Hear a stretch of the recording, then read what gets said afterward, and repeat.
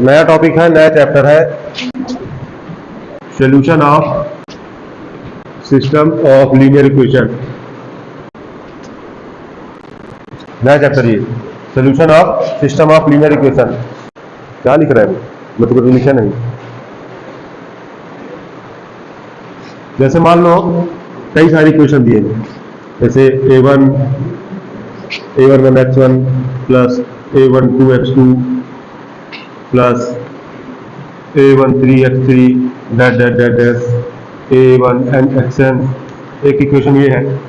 दूसरी इक्वेशन मान लो दी तुम्हारी a2 1x1 plus a2 2x2। आवाज समझ रही है? आ रहा समझे? a2 3x3 dash dash dash a2 nxn। ये क्या है? ये लीनियर इक्वेशन है, ठीक है ना। इसमें a1 1 a1 2 a1 3 ये क्या है? कोफिशिएंट है। x1 x2 x3 क्या है? वेरिएबल है ना। ऐसे ही मान लो काफी सारी इक्वेशन है। जैसे मान लो डैश डैश डैश डैश कहां तक आ गया अपन? an1 x1 plus an2 x2 plus an3 x3 dash dash dash dash ann xn equal to 0। इतनी सारी लीनियर इक्वेशन है, n लीनियर इक्वेशन। कितनी? n लीनियर इक्वेशन है, ठीक है ना। अब इनका सोल्यूशन निकालना है। देखो इनका सोल्यूशन जैसे ये लीनियर इक्वेशन है, ये लीनियर इक्वेशन है, बहुत सारी है यहाँ तक। तो सभी लीनियर इक्वेशन का सोल्यूशन अलग अलग होना चाहिए, है ना। यहाँ पे वेरिएबल है, यहाँ पे x1 x2 x3 की कुछ वैल्यू आएंगी जो इस इक्वेशन को सेटिस्फाई करेंगी। ये इक्वेशन है, यहाँ पे x1 x2 x3 जितने भी वेरिएबल है सबकी कुछ वैल्यू आएंगी जो इस इक्वेशन को सेटिस्फाई करेंगी। मतलब कहने का है जितने इक्वेशन है उतने सोल्यूशन होने चाहिए, सभी इक्वेशन के लिए अलग अलग। कहने का मतलब कि जितने लीनियर इक्वेशन है, हर लीनियर इक्वेशन में जितने वेरिएबल है, कायदे से क्या जितने वेरिएबल है सबके अलग अलग वैल्यू होनी चाहिए हर इक्वेशन के रिगार्डिंग। यहाँ पे x1 x2 x3 की वैल्यू अलग होनी चाहिए तो इसको सेटिस्फाई करेगा। इसके लिए अलग सोल्यूशन होने चाहिए जो इस इक्वेशन को सेटिस्फाई करेगा। सेटिस्फाई मतलब समझते हो ना? भूल गए? भूल गए? सेटिस्फाई एक एक शब्द बताता हूँ तुम लोगों को, लेकिन है? चलो फिर कभी होगा। तो अलग अलग तुम लोग पहले भी सॉल्व करते आए। अरे pair of linear equation solve किए हो 10वीं में 9वीं में 10वीं में प्रतिस्थापन विलोपन से नहीं पढ़े हो? उसमें दो लीनियर इक्वेशन रहते थे, प्रतिस्थापन विलोपन जो अपन पढ़ते हैं। अच्छा तुम प्रतिस्थापन समझ पा रही हो? एलिमिनेशन, सब्स्टिट्यूशन, हाँ, क्रॉस मल्टीप्लाई वाला मेथड है। तो उनमें जो अपन सॉल्व करते हैं उसमें भी लीनियर इक्वेशन होते हैं। एक्स और वाई दो वेरिएबल होते हैं, लेकिन उसमें कितने इक्वेशन होते हैं? सिर्फ दो, ठीक है। अब यहाँ दो से ज्यादा इक्वेशन है। अच्छा ये बताओ, वहां पे दो इक्वेशन रहते थे, ठीक है। मान लो ax plus b y equal to c है, यहाँ मान लो पी एक्स प्लस, फिर मान लो ax plus a1x plus b2y equal to d है। दो इक्वेशन रहते थे, अपन एक्स वाई की वैल्यू निकालते थे, है ना। क्या दोनों के लिए अलग अलग निकालते थे? मतलब एक्स वाई की वैल्यू एक ही आती थी ना, एक्स की एक वैल्यू वाई की एक वैल्यू, दोनों इक्वेशन को सेटिस्फाई करती थी। इसके लिए अलग अलग निकालते थे, याद है? भूल गए? तो दोनों इक्वेशन को मिला करके एक्स और वाई की एक एक वैल्यू निकालते थे जो दोनों को सेटिस्फाई करती थी। सेम यहीं पे है, सेम चीज यही है। यहाँ पे चाहे 3 इक्वेशन हो या 4 इक्वेशन हो, सॉल्व करेंगे solution of system linear equation का ही मतलब है कि जो सोल्यूशन निकलेगा x x1 x2 x3 जितने भी वेरिएबल है, जो वैल्यू आ जाएगी x1 की वो यहाँ भी सेटिस्फाई करेगा, यहाँ भी सेटिस्फाई करेगा, यहाँ भी सेटिस्फाई करेगा, ठीक है। x1 की वही वैल्यू सभी इक्वेशन को सेटिस्फाई करेगी। मतलब x1 की सभी इक्वेशन के लिए अलग अलग नहीं निकालना पड़ेगा, ठीक। x1 मतलब x1 चाहे जिस इक्वेशन के लिए, ठीक है। एक ही सोल्यूशन रहेगा सभी इक्वेशन के लिए। x1 x2 x3 कहां तक? xn तक अगर वेरिएबल है तो xn तक की वैल्यू सभी इक्वेशन को सेटिस्फाई करेगी, ठीक है। सबके लिए अलग अलग नहीं निकालना है। ये मतलब है तुम्हारा solution of system of linear equation का, ठीक। 3 इक्वेशन है अगर, x1 x2 x3 3 वेरिएबल है अगर, ठीक है। तो x1 x2 x3 की जो एक बार वैल्यू आ गई, x1 की एक आ गई, एक x2 की आ जाएगी, एक x3 की आ जाएगी, वो तीनों इक्वेशन को सेटिस्फाई करेगी, ठीक है। अभी समझे इसका मतलब क्या है? ये जो बता रहा हूं इसका मतलब ये solution of system of linear equation की वैल्यू क्लियर है। देखो जैसे इक्वेशन ही है, इसको मैट्रिक्स फॉर्म में लिखेंगे अगर, तो एक मैट्रिक्स बनाएंगे a11 a12 a13 dash dash dash a1n। ये क्या है? a11 a12 a13 इनके कोएफिशिएंट है, पहले लीनियर इक्वेशन के कोएफिशिएंट है ये, ठीक है। आई बात समझ में? मतलब वेरिएबल छोड़ देंगे तो पूरे कोएफिशिएंट, ठीक, पहली रो में। दूसरा इक्वेशन दूसरे के coefficient a21 A22 A23 dash dash A2n, ठीक। जरूरी नहीं कि n तक जाए, जहां तक भी जाएगा पूरे इक्वेशन के वेरिएबल रहेंगे, ठीक है। ऐसे अगर तीसरा वेरिएबल है, तीसरा इक्वेशन है तो तीसरे के कोएफिशिएंट, चौथा है तो चौथे के कोएफिशिएंट, जितना है मान लो n तक है तो n तक लेके चलेंगे पूरा, an1 an2 dash dash ann, ठीक। n बाई n की मैट्रिक्स बन जाएगी। क्लियर है? ये मैट्रिक्स बनाने में दिक्कत होगी क्या? अगर 3-4 इक्वेशन दिए हैं तो सभी इक्वेशन के वेरिएबल अपन मैट्रिक्स फॉर्म में लिख लेंगे, ठीक। यही से x इक्वल टू अपन लिख लेंगे जो वेरिएबल तुमको दिए x1 x2 x3 xn जहां तक भी दिया होगा ऐसे, तो x1 x2 x3 dash dash dash कहां तक xn तक, ये x की मैट्रिक्स बन जाएगी, ठीक है। जो भी सिस्टम ऑफ लीनियर इक्वेशन दिया होगा, 3 4 5 इक्वेशन दिए होंगे, उनसे कंपेयरिंग करके हमको दो तीन चीज निकालनी पड़ेगी, ठीक। Matrix of variable, matrix of coefficient, matrix of variable. लिखो, चलते हैं इक्वेशन में, थोड़ा सा एक एग्जांपल करेंगे, समझ में आ जाएगा सब। एक चीज और देखो थोड़ा सा, ये हमको मिल गई है कोएफिशिएंट की मैट्रिक्स, है ना। अगर इसका डिटर्मिनेंट 0 है, sorry does not equal to 0 है, तो इसके यूनिक सोल्यूशन रहेंगे, ठीक है। क्या रहेगा? Unique solution. तब इसका अपन सोल्यूशन निकालेंगे। अगर डिटर्मिनेंट ए का क्या है, 0 हो रहा है, तब ये कराएगी अपन सिंगुलर मैट्रिक्स। सिंगुलर मैट्रिक्स का मतलब है कि उसके या तो बिल्कुल कोई भी सोल्यूशन नहीं हुआ या कि बहुत सारे सोल्यूशन होंगे, तब हम इसको सॉल्व नहीं करेंगे, ठीक है ना। Then the matrix will be singular, लिख दो, हो गया, ठीक है ना। अगर mod does not equal to 0 है तो ही सॉल्व करेंगे इसको, तभी एक सोल्यूशन निकल पाएगा। तो मतलब इक्वेशन दिए रहेंगे, हाँ हो गया हो गया हो गया, इक्वेशन दिए रहेंगे, इक्वेशन से अपन ये निकाल लेंगे, ए कोएफिशिएंट की मैट्रिक्स, वेरिएबल की मैट्रिक्स, और जो एक्स्ट्रा रहेंगे उसकी मैट्रिक्स निकाल लेंगे। कोई दिक्कत होगी क्या? उसके बाद सोल्यूशन देखो क्या होगा। Then the solution of system of linear equation, system of linear equation में दो तीन लोगों को पढ़ना है, तुमको दो तीन तरीके से पढ़ना है। तो अपन जो सबसे पहले पढ़ेंगे उनका नाम है क्रैमर सॉल्यूशन।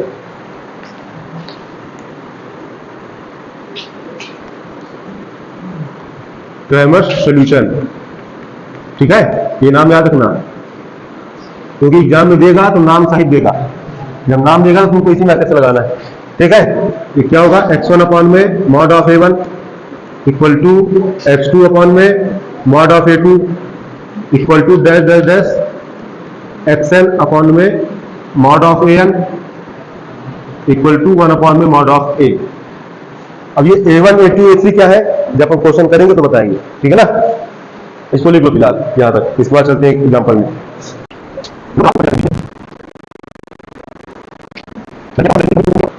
क्वेश्चन लिखो, x plus y plus z equal to 9,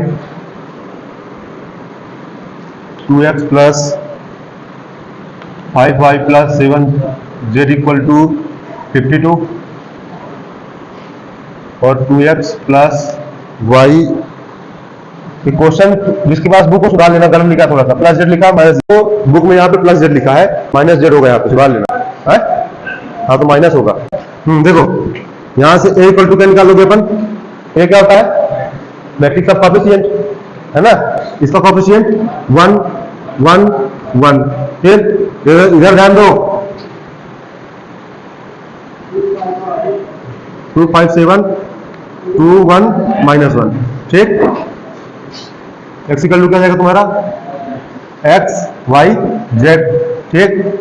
और b इक्वल टू क्या हो जाएगा, 9 52 0। क्लियर है। अपने को सोल्यूशन में क्या क्या चाहिए, मेनली ये चाहिए, नहीं था अभी हमको क्या चाहिए, a1 a2 an और मॉड ऑफ a। राजेश तुमको a1 तीन वेरिएबल है ना x y z का, तो a1 a2 a3 चाहिए, ठीक। Mod of a1 a2 a3 और मॉड ऑफ a। a1 क्या है देखो तुम्हारा, a1 का मतलब है कि इस मैट्रिक्स में, ठीक है, x1 के नीचे है ना, तो x1 का कॉलम इसकी जगह ये पुट कर देना, क्या बन जाएगा तुम्हारा 9 52 0, बाकी सेम 1 1 5 7 1 -1, ठीक। A2 क्या हो जाएगा तुम्हारा, x2 इसकी जगह ये पुट करना है, बाकी पहला कॉलम तीसरा कॉलम सेम रहेगा। ठीक, हमारे पास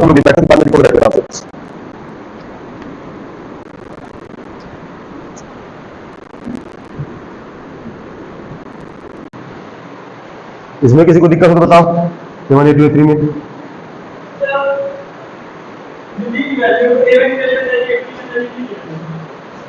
देखो कैसे बन जाएगी, उसके लिए हमको क्या पढ़ना पड़ेगा, पूरा KMS सोल्यूशन पढ़ना पड़ेगा। समझ रहे हो कि कैसे इंटरचेंज हो रहा है। ठीक है, हमको पूरा नहीं पढ़ना, हमको सिर्फ क्या निकालना है, सोल्यूशन, है ना। तो अपने अब इसलिए तो यूज कर रहे हैं अपन KMS सोल्यूशन। अगर हमको KMS सोल्यूशन ना पढ़ना होगा तो अपन पूरा शुरू से लेकर लास्ट तक करते, कैसे क्यों कहाँ कब कैसे कर रहे हैं, है ना। हमको उससे मतलब नहीं है, अभी अपने को मतलब है इसके सोल्यूशन से। ठीक है, बताया ना, अपने को 2-3 तरीके से पढ़ना है इसका सोल्यूशन। तो पहला तरीका ये KMR, तो अपन सिर्फ KMR का तरीका ले रहे हैं। ठीक है, KMR का तरीका ले रहे हैं, उसमें कैसे निकाला सोल्यूशन, उसका सोल्यूशन यूज कर रहे हैं, उसका मेथड यूज कर रहे हैं। ठीक, ये उसके मेथड से आ रहा है, पूरी एक प्रोसेस बता दे पता करने की ये ही क्यों यूज कर रहे हैं हर जगह, और फिर इससे कैसे आंसर आ रहा है। ठीक है, ये आप खुद कर देंगे। यही देखो, put the value of A1 A2 A3 and A, put करो यहाँ पे। इसके बाद से तुम लोग लिखोगे यूजिंग KMS सोल्यूशन, फिर ये सोल्यूशन लिखोगे। ठीक है, सोल्यूशन में क्या लिखेंगे, ये लिखेंगे, इसके बाद x3 वाला लिखेंगे, और इक्वल टू में ये लिखेंगे, इसको नहीं लिखेंगे अपन। ठीक है, क्योंकि 3 ही वेरिएबल है, तो अपन 3 रेशियो ले लेंगे, x1 x2 और x3, और चौथा ये लास्ट वाला। ठीक है, डैश डैश नहीं करना, एक्शन नहीं लेना। इसके लिए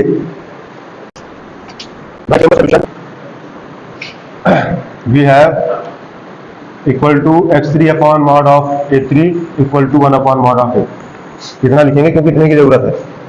देखो x1 अपॉन में A1 9520 952 151 17 minus 1 equal to x2 upon में 122 9520 952 17 minus 1 equal to x3 upon में 122 122 151 952 0 इक्वल टू 1 अपॉन में मॉड ऑफ A 122 151 122 151 17 माइनस 1। निकालो इनका डिटर्मिनेंट। x1 अपॉन में तुम लोग इसको निकाल लोगे, सीधे आंसर लिखो क्या बन जाएगा, निकालते डिटर्मिनेंट इसका मॉड। ये किसी भी जो है कॉलम के लिए सॉल्व कर सकते हो, तो पहले रो के लिए सॉल्व करोगे, 9 के लिखोगे तो 5 बन जा -5 -7 -12 आएगा, फिर -1 के लिए करोगे, फिर +1 के लिए करोगे। हाँ, एक्सपेंशन करना है ना, एक्सपेंशन करना है, बन जाएगा। बहुत बार कर चुके हैं। लेट वैल्यू लिख दो,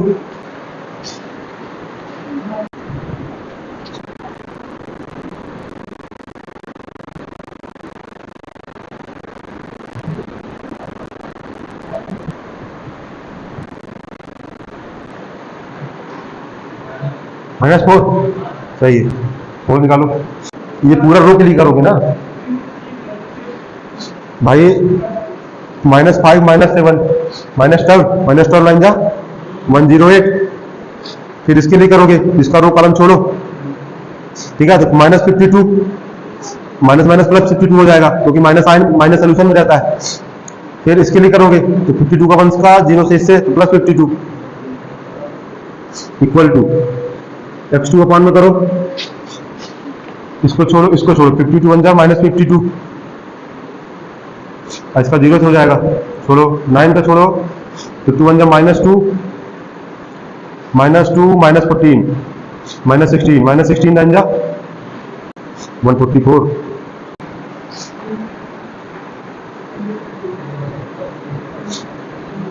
यहां पे थोड़ा मिस्टेक हुआ था कैलकुलेशन में। देखो इसके लिए जो सॉल्व करेंगे ना 1 के लिए, तो रो कॉलम छोड़ेंगे, 52 का -1 से करेंगे तो -52। 9 के लिए जब सॉल्व करोगे तो इसका रो ये कॉलम छोड़ोगे तो -2 -14 -16, ठीक है, और माइनस फार्मूले में रहता है, सेकंड टर्म है, तो ये माइनस माइनस प्लस का हो जाएगा, ठीक है, 16/144।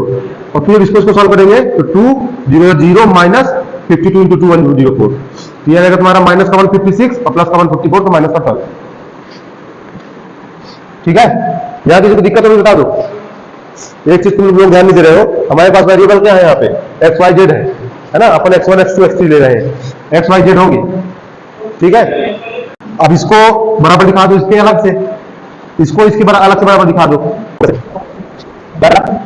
x1 अपान में -4 इक्वल टू 1 अपान -4, ठीक है, कैंसिल। x1 इक्वल टू फिर क्या है, x2 अपान में क्रॉस मल्टीप्लाई करो, x2 इक्वल टू -12 अपान में -4, ठीक है, क्या आ गया, x2 इक्वल टू 3, ठीक। ऐसे x3 निकाल लो, x3 अपान में -20 equal to 1/4, minus minus cancel, 20 से 4 5 कैंसिल में 5 टाइम में x3 इक्वल टू 5, ठीक। ये आ गई तुम्हारी x1 x2 x3 मतलब x y z की वैल्यू, ठीक है। अब चेक करना तो क्रॉस चेक कर सकते हो, कैसे क्रॉस चेक करोगे, पुट कर दो यहाँ पे, तो ये जो वैल्यू है तीनों इक्वेशन को सेटिस्फाई करेंगी। देखो 5 3 1 आया ना, 5 + 3 + 8, 5 3 8 1 9, ठीक।